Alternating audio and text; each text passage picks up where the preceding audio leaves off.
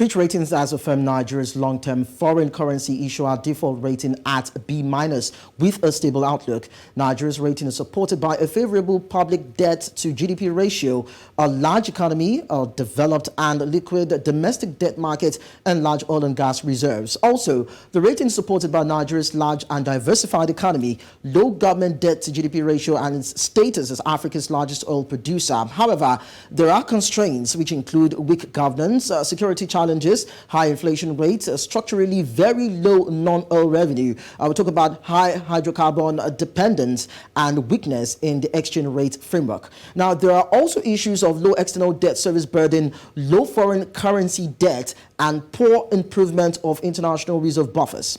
Now, can Africa's largest economy build on this new outlook for a more positive economic trajectory? We've been joined by Victor Aluyi, who is a Senior Vice President and Head, Sankore Global Investments. Thank you so much, Victor, once again for joining us. Thank you for having me. So looking at the ratings, it actually suggests that Nigeria has a favorable public debt to GDP ratio, as it were, and of course a liquid market, and of course I'm looking at the large oil and gas reserves. So what do you make of these Fitch ratings that has been made public? Well, I mean, it wasn't unexpected, the affirmation of our B-. Again, like you highlighted, it's basically premised on the fact that, certain macro variables have sort of been in our favor, if you will, if you look at the absolute numbers, right? So if you look at the debt to the GDP, we are currently around 35%, particularly if you factor in the CBN ways and means. That number in itself, if you look at it compared to peers, not doing badly at all, right? There are concerns, however, around, insecurity, the high inflation level, the FX framework that we have in play, which has created, if you will, a multiplicity of exchange rates. These are some of the challenges that, the report also cites. It also cites the fact that we have got, a deep, domestic debt market, particularly in a situation where right now we are unable to access, the international capital market. So that debt market provides, a viable funding source, for government finances, at least, in the near term. Overall, I think it was not a bad outing. However, there are certain things that, we need to put in place to ensure that, going out the next time we have a, better ratings report.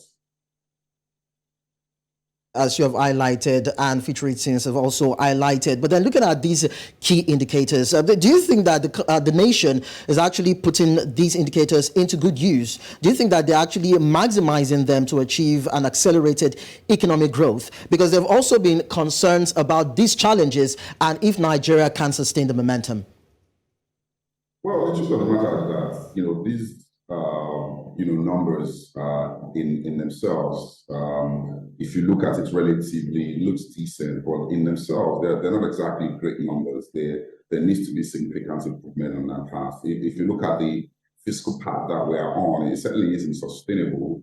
This year, for instance, we're running a deficit of about 11 trillion that needs to be funded. That is certainly going to significantly increase, our debt burden. But I think if you even look at the debt question, the issue really is not around our absolute debt to GDP. The real issue is really around our ability, to continue to service these debt payments. If you look at our revenue to debt payments, we're essentially spending about 90% of our revenue to service the debt, and that's not a sustainable path that that we're on. Something needs to give. Something needs to be done about that to ensure that we are on a more sustainable fiscal path. Been questions and of course concerns as regards to how Nigeria will be able to sustain the debt payments, and you have also said the fact that some things need to give way. So if there are going to be things that Nigerian government needs to do, what would you say those things should be? Well, I think the report also cites the fact that there is need for that FX framework to be harmonized. It's important that we come up with a framework that takes care of the FX situation. Other low-hanging fruits, stuff like, the subsidy regime. I've said here before that something has to give around subsidy. I think that this is the year where we really cannot afford to kick the can down the road. I don't expect that the regime will be, taking off in one fell swoop, but I think that maybe a staggered approach to remove that, debilitating impact of subsidy on our public finances will prove very crucial going forward in ensuring that, from a fiscal standpoint, we are on a healthy path. So these are some of the things that I think that, particularly maybe the incoming administration can take on and ensure that we have a better outing coming, in the next rating in November.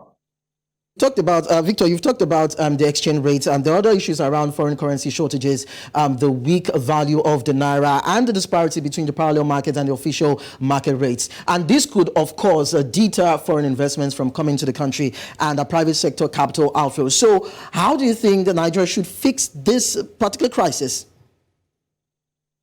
Sorry, I didn't get that. Can you take that again, please? So I said you talked about issues around the exchange rates, and I'm just saying there are other issues around that which has to do with the shortage of foreign exchange, and of course the weak naira value and the difference, that's disparity between the parallel market and the official market rates. So we know these issues would always deter investments. Investors will look at these parameters and would form their decision if they should invest in the Nigerian economy. And that could be a way whereby Nigeria loses money, investments, job creations, and all whatnot. So how do you think Nigeria can deal with that to attract investments? Well, I mean, the FX issue really has been the elephant in the room for quite some while now. The truth of the matter is that, first and foremost, we certainly need to grow production, crude production. Obviously, that is certainly going to help our FX earnings. Generally, we essentially need to improve our FX earnings, right? So a low-hanging fruit would be for us to improve production. We've seen some improvements in production coming from last year, where we had the issue of theft and all of that. We see that production has improved. If you look at crude production plus condensates, we're looking at about 1.5 million barrels a day right now. And the expectation is that we're probably going to get about 1.7 before the year runs out. If we are able to do that, considering the fact that crude oil prices have been kind of sturdy, really, just hoping slightly above $70 a barrel, I think that would, significantly improve our reserve position, and that can provide the ammunition, with which, the monetary authorities can then essentially harmonize the FX policy and make it more friendly, such that, you need FX for whatever it is that you're doing, you can access it and you're able to pay the price for it. This regime, where there's a multiplicity of, windows, is not exactly the best, and it creates some, deadweight loss for the economy. Let's also look at the issue of the Monetary Policy Committee that has embarked on rate hikes for over a year now, with the last one being about 50 basis points to rein in inflation. Now, how would you say the impact has been in tackling inflation? And do you think that inflation can be successfully deflated with these policies that the MPC is bringing on board? Yeah, I mean, the truth of the matter is that the inflation that we have here isn't necessarily a monetary phenomenon, right? It's a phenomenon that is born out of a lot of infrastructure challenges, the security challenges, the deep-rooted infrastructure issues that we have essentially continued to drive inflation higher. So using monetary policy simply is not the best tool. And like you highlighted, I mean, we've seen a very aggressive stance from the monetary policy authorities, and that has done pretty much nothing to bring inflation down. So our inflation would certainly need to be addressed over a long period of time. The infrastructure issues need to be addressed. Issues around security needs to be addressed.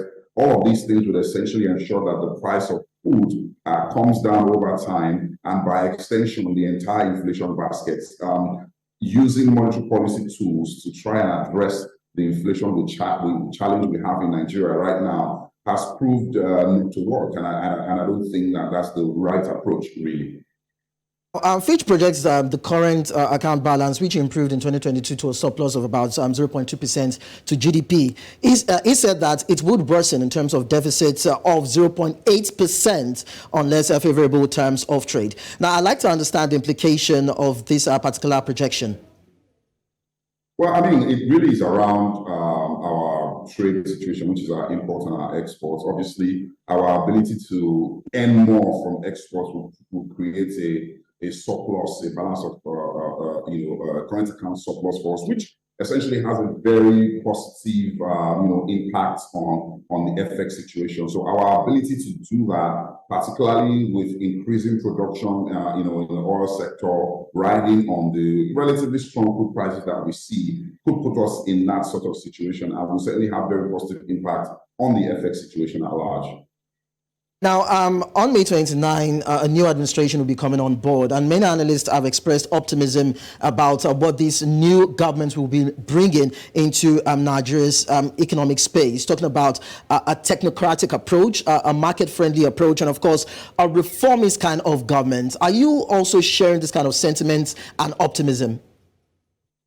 Well, I think that's the general sentiment out there, that the regime is likely to be filled with technocrats. The regime is likely to be market friendly, and I think that stems from the track record the president-elect really, and that really is the expectation of modest reforms that will certainly be driven through market-friendly approach to running the economy. So that really is the expectation. The hope is that when the rubber hits the road, that is certainly what we will see, because anything short of that could then be viewed negatively and could create some negative sentiments for the country. Definitely, an incoming administration will also want to start on a right footing. So we hope that they get it right. Thank you so much, Victor, for joining the conversation. Thanks for having me. Now, Fitch's assessment of Nigeria's credit worthiness reflects the view that economic and fiscal reforms will gradually support macroeconomic stability, although policy implementation risks remain high. Now, this news has been well received by the Nigerian financial sector, which is hoping to attract greater investment over the coming years. And we are hoping that this will come into reality for Nigeria's business environment and, of course, its economy. Now, we end today's edition of Business Edge on this note, and we say thank you so much for joining us. You can visit our social media platforms at News Central TV, download our mobile app on App Store and Play Store, and visit our website www.newscentral.africa. My name is Lekan Onabanjo. Do stay with us. The news will come your way at the top of the hour.